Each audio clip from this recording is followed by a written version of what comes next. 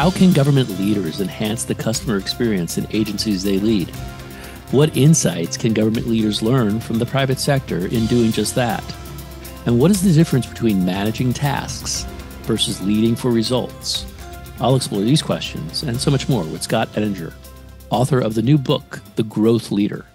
Much like the private sector, Scott, governments have put an emphasis on the customer experience, CX as it's known. We see government agencies, hiring chief customer experience officers. So they're getting the point here.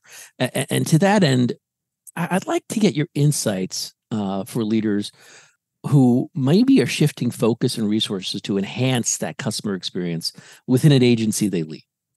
Yeah, well, there is a great deal of focus on customer experience. The rise of the acronym CX alone in the last 5 or 6 years, it's spawned magazines and conferences and newsletters and a new horde of consultants working on it. But I look at customer experience, and there's something incredibly important that is often missing from customer experience.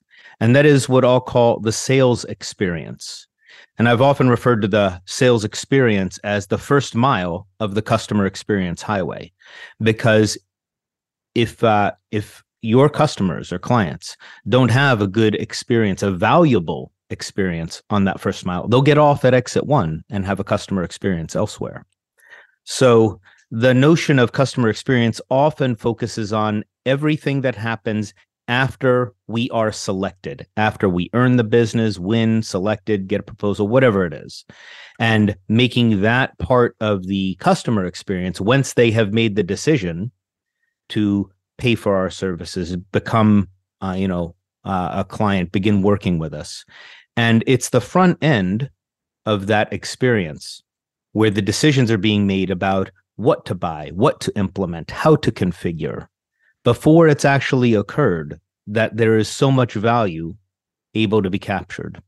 And if you can win that part of the experience, which again, most customer experience efforts fail to consider, they often focus on how do we deliver efficiently and make the user experience simpler or easier, instead of at the front end, at the point where decisions are being made as to whether or not I'm going to have a customer experience with you at all, that is an opportunity to create a lot of value. And some of the research I highlight in the book says that's 25% of the factor of whether I'll actually even become a customer, second only to what you actually offer. Great point. So, I found it interesting in your book. You point out that, growth leaders or leaders that are in that milieu can help customers with problems they don't see or don't even know exist. And I think that's very powerful even in the government context with no wrong door concept and what have you. So how can growth leaders help their customers with such problems, and if they don't see them or don't even realize they exist? Yeah. Well, whatever you are offering, whatever you are providing, whatever capabilities you are bringing, you have a unique perspective because you've seen the movie of implementing your stuff, whatever that is, hundreds of times. So you see the common mistakes, right? You see the common errors that are overlooked, the assumptions that are made that are either incorrect, or the implications to issues that customers think are, that's no big deal. But then you're like, no, what you're talking about, it has wide-ranging ripple effect and impact on you.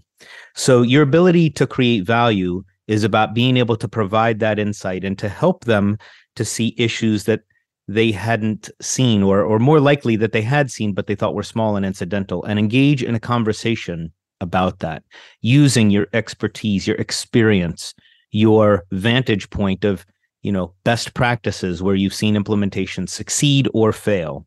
And that moment of helping them to see, there's a different way to do this that could be better. That moment of helping them to see, wow, I hadn't considered going about it that way. Whatever that starts to look like, I think we've all had that experience, right?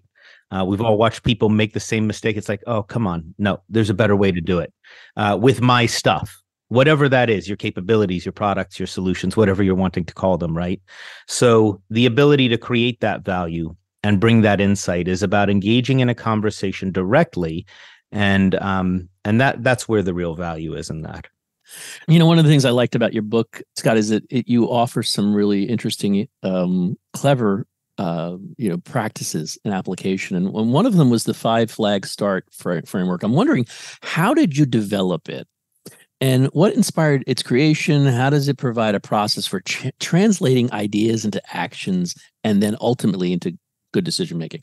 Yeah. Well, that 5 flag start framework is at its core, it is a strategy model. The 5 flag start was, sorry, I use that metaphor and won't go into all of the detail around that, but it's a strategy model. I point out in the book, one of my favorite quotations is from a statistician named George Box. All models are wrong. Some are useful. That's particularly true of consultants' models here. So I tried to make this strategy model useful. And the first 3 elements of it, and I have been doing strategy consulting for many years. So the common threads through most strategy models, whether you've read A.G. Lafley or look at McKinsey strategy models or Michael Porter, they have some common threads through them. And those common threads represent the first 3 points here, which are often, what are you trying to achieve? What are the objectives? What's the ideal market? Who's your ideal client profile there? Who do you want to be working with? And then, of course, what's your competitive advantage? Why customers would choose you? The issue that I see, regardless of whose strategy model you might adopt, is the lack of clarity and crispness, absent corporate speak, in answering those questions. So in this 5 flag model, I try to encourage the clarity around that. And then I add a couple of things into the model to create something that I hope will be wholly different.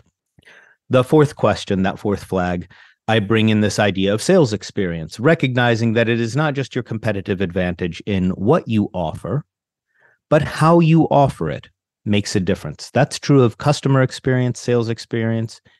It's not just what we provide, it's how we provide it that can be a differentiator. So I like to bake that into the strategy. And then the 5th flag, that is, again, differentiating here, is that we create a bridge to execution. I've often said that, your strategies exist in corporate boardrooms, often created at retreat centers or resorts where the leaders are well fed and well cared for. And I've never seen a strategy succeed there, right? They always look good there, but you can't get there by declaration. So that 5th flag really focuses on, how do you create that bridge to execution? How do you define what you're going to do in order to execute that strategy and define it in a way that it is unequivocally understandable? Scott, you identified some key behaviors that create a growth-focused culture. I was hoping you could highlight some of those behaviors. Yeah, well, I think, in the spirit of getting to those behaviors, I'd offer that when we talk about growth-focused culture, that culture is essentially the beliefs that shape behaviors.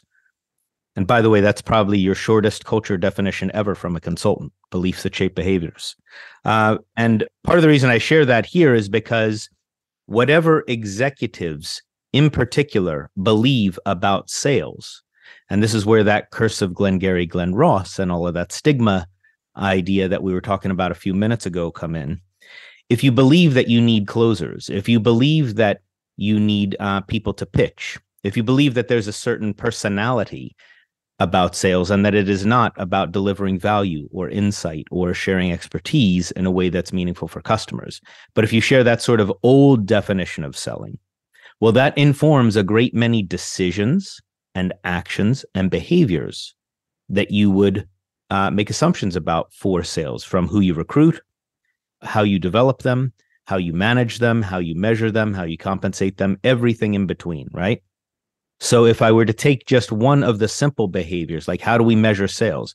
Well, if we only pay attention to revenue, right? Or business closed in this quarter, or profit, or whatever your metric is, well, then you miss so much of the strategic effort around creating value for customers in a way that differentiates you. So there has to be more. And usually the issue is that we think too narrowly about sales. And the behaviors that it influences are everything from Again, who we recruit, how we train them, how we manage them, how we measure them, how we compensate them. You mentioned earlier that there is a difference between managing tasks and leading for results. And I want to go a little deeper on that and, maybe highlight even further the difference. But even more so, to what extent, Scott, can a leader think quickly if they focus too much on managing tasks rather than leading for results? Yeah. Well, here is a simple, maybe oversimple, but it works. Here's a simple litmus test. If you're talking about how something should be getting done, you're getting into managing tasks. If you're talking about what should be done, well, then you're focusing on leading for results, what we need to accomplish, what good looks like, what defines success. I'm painting a picture of this. We're moving towards it. I'm creating that magnet, right? That allows me to focus on the result, on the horizon where we are going. Use what kind of language? When you hear, how are we going to do this? Well, we got a survey. We've got this kind of analysis. Here are the 10 things we have. Well, then you're getting into how. So if you really want to have the simplest test, and again, this is not perfect. In some cases, you'll find it oversimplified, but let's call it 80 to 90% of the time as at least a good diagnostic. Then your ability to say, when we're having conversations about how we're going to do something, we're getting into managing tasks. When we're having conversations about what we're going to do, we are leading for results. This has been the Business of Government Hour, a conversation with Scott Edinger, author of the new book, The Growth Leader. Be sure to join us next time for another informative, insightful, and in-depth conversation on improving government leadership and its effectiveness. Until then, subscribe, download, and listen to the entire interview at iTunes, Spotify, or on your favorite podcast app. And as always, at businessofgovernment.org.